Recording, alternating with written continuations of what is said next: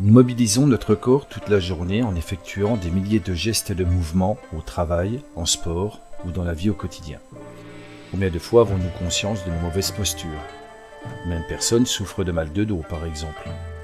Que nous soyons assis ou debout, avoir une bonne posture demande à considérer l'alignement squelettique.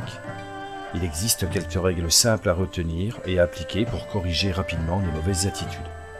Le deuxième principe, rentrer la poitrine en relâchant les reins, nous fait prendre conscience de notre buste et de l'importance à respecter quelques règles posturales indispensables à notre bien-être corporel et de ce fait mental. J'ai synthétisé dans cet organigramme les différentes consciences exprimées dans cette métaphore. Voici ce qu'il faut comprendre en première lecture de mouvement. Rentrer la poitrine désigne de façon générale à prendre conscience de la cage thoracique et plus particulièrement du sternum où viennent se fixer les 7 premières paires de côtes. Relâcher le sternum agit sur les vertèbres dorsales et permet ainsi l'ouverture des omoplates. Relâcher les reins. La métaphore indique à considérer le bas du dos et son rapport avec la cage thoracique. Dans la conscience orthopédique, je parle du sternum, des côtes flottantes et des vertèbres lombaires.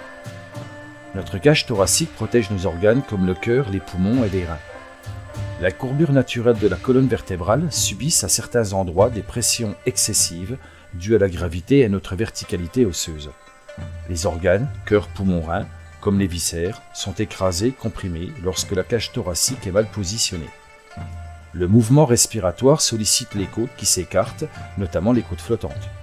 Lorsque la cambrure subit trop de pression, les côtes flottantes ne jouent pas leur rôle et bloquent les reins selon l'expression populaire. En résumé, rentrer la poitrine indique les relations entre le sternum, le diaphragme, le ventre, le centre et le bas du dos. Relâcher les reins désigne un organe, les vertèbres lombaires et les muscles comme les carrés des lombes, les muscles iliaques, les multifidus, etc.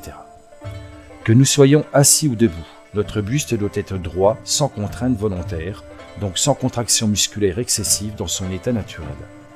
Il ne faut pas oublier le rôle des jambes dont les genoux doivent être détendus, fléchis sans forcer, afin d'obtenir une posture bipodale correcte, savoir se tenir debout sur ses 2 jambes en finalité.